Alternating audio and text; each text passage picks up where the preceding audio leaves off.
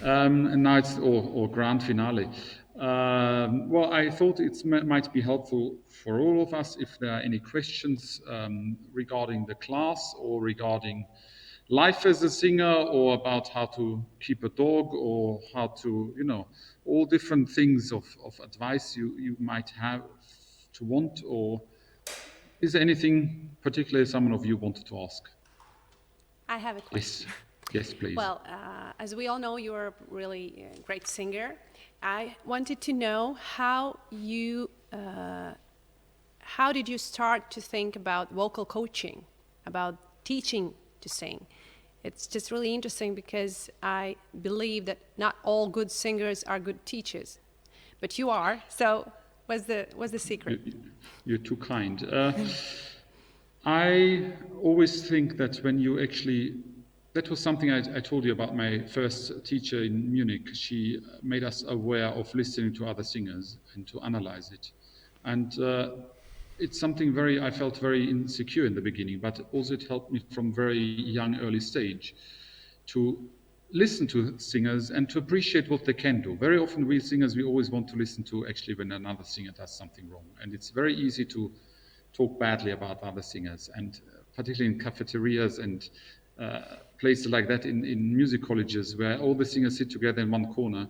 It's very easy to talk badly about other singers. But I always say the biggest award you can win is actually when your colleague singers don't like you.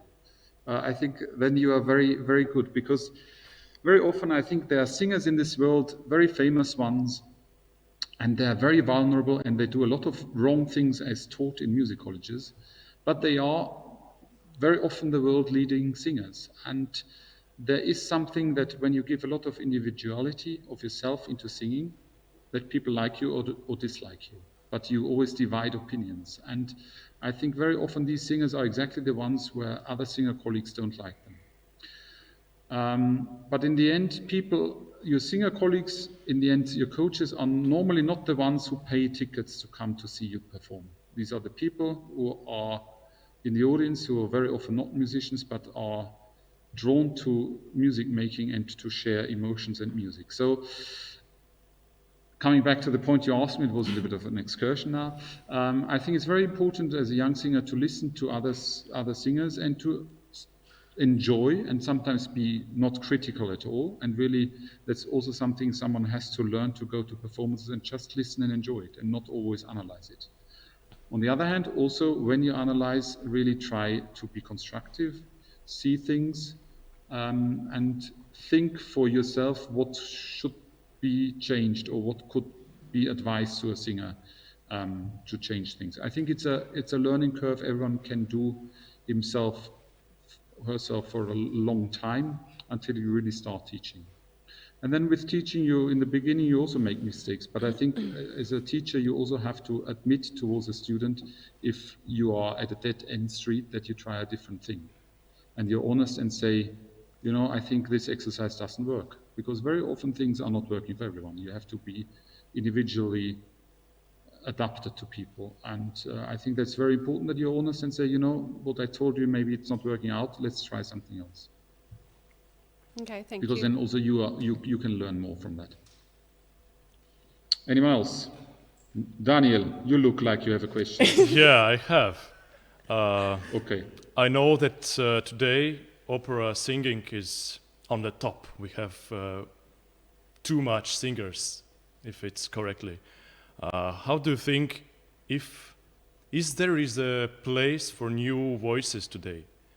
How can I get to the top, or almost to the top, or be as near as I can to be top?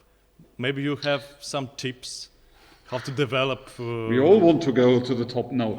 I think it's a very difficult question, because first of all, I think what I give advice to people at the very beginning, people come to me who are 18, 17, male voices, and ask me if they should study singing. And if they have any other interests, I'm very brutal and tell them they should do that. If you don't burn for this music making, if you don't burn for this job, if that's not your absolute passion, and if you have an alternative, then do the alternative. If you don't have alternatives and you burn, then you also have to live with a job where you think you might not sing at the Metropolitan Opera and not at the La Scala, but if you are happy to sing in an opera house somewhere in Europe and do all the roles and it makes you happy, then do the job. If someone goes in, I think you have to have dreams, that's absolutely important, but you also have to accept that you might not get there and you should be happy for the rest of your life. I think what's very important for a young musician and of our times is to be individual.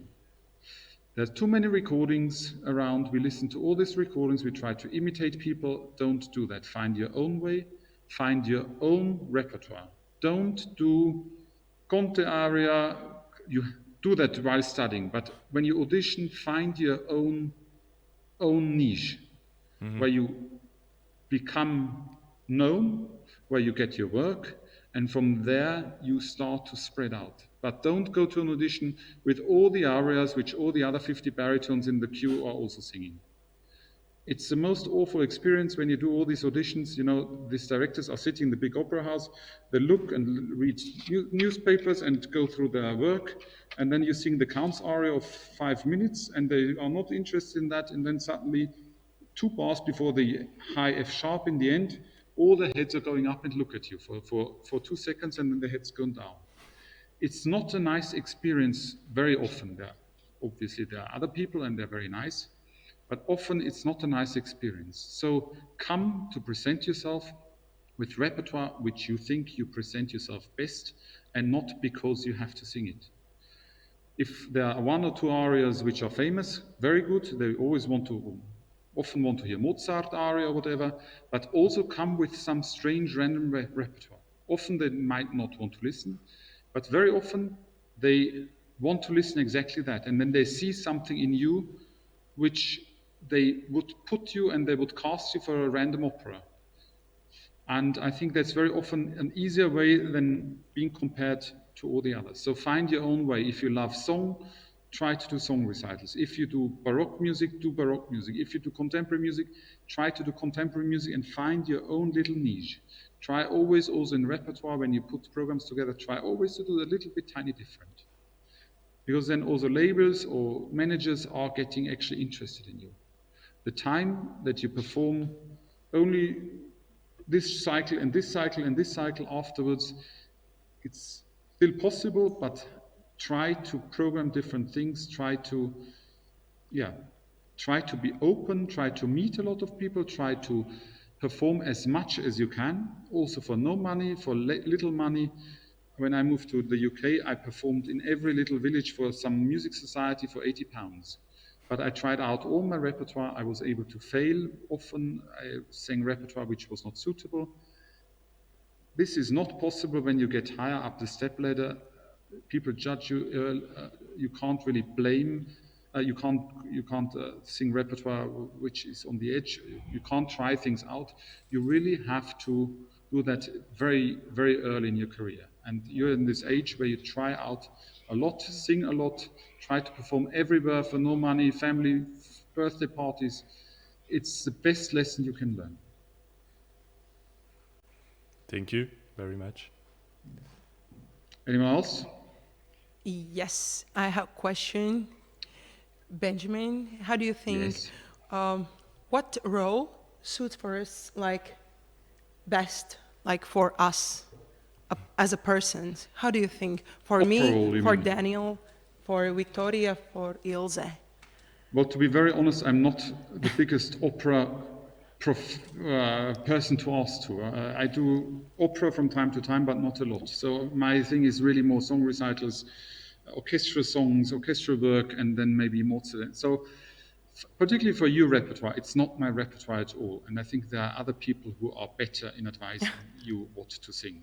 So I trust that you have people, particularly for your voice type, I struggle really to because I don't know the entire, I know arias, but I don't know the entire parts of your repertoire. So I have to pass on you. I think, sorry for that. Daniel, I think he's on the right way with, I saw you're doing Malatesta. You're also the personality for Malatesta. areas, the leader you sang today, also right. I think you should also look actually into some repertoire which is more lyrical, not about powering, about legato, pianissimo things. I think that's very important for you as a next step to really face the challenges of fragile music and pianissimo music. That's very good for you. And I think, Ilse, you also sang the right repertoire for you. I would have loved to listen to your Bach. I could have. I think if you really like singing German, work on the language, and I think this repertoire would suit you very, very nicely. I could also imagine singing you some Rose by Benjamin Britten. I think that's also a voice which could be a repertoire which could be interesting for you, and also a bit of random. With Victoria, as she also told me, she learns very fast. I don't know how interested you are in contemporary music, but I also could imagine that's something you would make make your way through.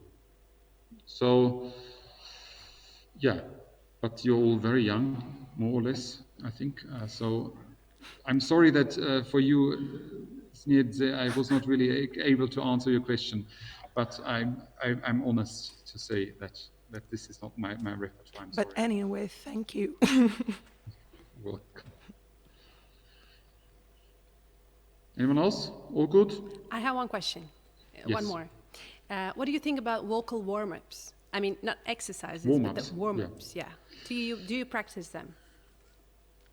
To be very honest, I think if you're a professional singer and you sing every day, I don't see I think you have to warm up. But very often before a concert, I hear my particularly soprano colleague next door, and they warm up for 1.5 hours. I mean, voices are different, but very often I don't understand that. Because very often when they walk on stage, they're tired. Obviously, if you're a very, very high coloratura soprano, that's a story I don't know how to warm up, and that's maybe something who needs more warming up. But very often I think classical professional singers are warming up way too much. Our voice is like not a bank account where you also can pay in cash. Our voice is like a cake. When you eat a piece, you can't really put it on again.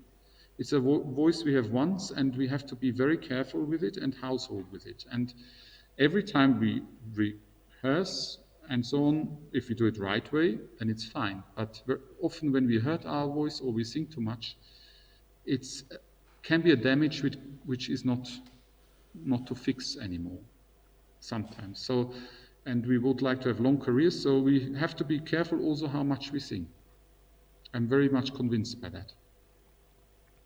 So warming up is important, but I think very often people do warm up too much. Okay, thank you. So I will have a question. We decided to ask you the same thing that you asked to answer us. Yeah. Those three. Yeah, those three. It was a hard Yeah. question, so... I know, but it was easier for the people who were last compared to Ilse, who had to answer the question, the first one. When I studied, I always had a different approach. I liked very much songs. I was not really, when I did the opera course at the Guildhall School of Music and Drama, there were always baritones with a bigger voice, with stronger voice, with better low notes. I think I'm very good with text and trying to really enjoy the text and spend time on the text.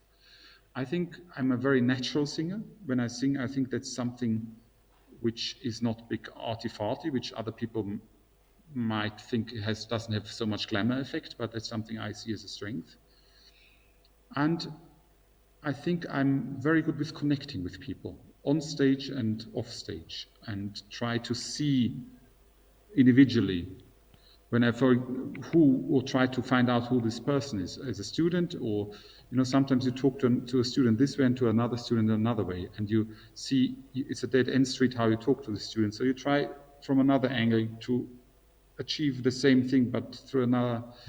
And it's also as a performer, I think it's very important that you open and that you try to understand people. And when I'm in London in the tube, and there's someone walking this way, I think, oh my God, this is exactly how I think my Conte on stage has to walk. Or this lady has a strange look in the tube, and I think that's exactly how I think Aeneas in died on Aeneas thinks in this moment when he has to leave her. So I think it's very important as a musician to be open and to see your surrounding and not think of singing 24 hours, but go to a museum, go into the nature, have a drink with your friends, enjoy the time with your family, read a book. This is all part of us becoming an artist, and absorb like a sponge our surrounding and use it on stage as a painter uses different colors. We have to collect them in our lives, mostly outside music. And I encourage you to not think in your box and think it's very important, but also there is a life outside music. And when you are professional, there are so many moments in your life where you want to give up, where it's very tough, where you have stage fright, where you are tired of traveling, where you get bad reviews. There's so many often moments, and you have to find in these moments joy outside music, with friends, with a drink, with a good meal, or whatever. You have to have this, because otherwise this career will eat you up, and this market will eat you up. And it's very important in this moment to put music aside. It's, in the end, we have to face it, it's a job. We love it, it's a passion, of course, but in those moments you have to step back and think it's a job, like other people go to the bank and other people do that. Otherwise, if you in those moments don't rationalize it, you're lost. It's the most wonderful profession in this world, but it's also quite tough. I hope you will all have a good time and stay healthy and safe during this pandemic. It's not easy, particularly for you as young singers who want to start off or study and learn a lot. I feel very, very with you in these moments, but use this time wisely. And as I said, look into repertoire, go to libraries, check out online, use really this time to build programs, look into song recital programs, look into opera roles, do the translation of opera arias, work on your pronunciation, practice in your practice room, use this time wisely. It's also a blessing, I feel, right now, to have the time to sit down and really look into the repertoire and do all this work where you always think, I don't have the time. And enjoy your life outside nature, and really try to use this time as good as possible, that you are, when this terrible time is over, that you're ready to really jump on the things again, and hopefully when they pick up. And I hope that promoters will be around, that opera houses will be around, but stay positive. I think it's very dangerous in this time to give up. Don't make big decisions in these times. And don't let the aggressivity and negativity which is around right now of many people affect you. I think that's very, very important, to stay positive, to really, that's more dangerous and contagious than a virus. And it's not helping you, particularly as an artist, as a musician, in a very tricky, difficult profession we are in right now. Don't let it affect you too much, because it's not helping you in this moment. You can make a decision afterwards when the world is kind of okay again and we see there is not so much around. But right now, if you can afford it financially and psychologically, just don't make a big decision and work hard in your home on all the things I just told you. That would be my big advice. All the best for you. Thank you. Thank you. And I hope one day to meet you in person and not just on the screen. Thank you very Okay? much. Lots of love. Bye-bye. Bye-bye. Bye-bye. Thank you.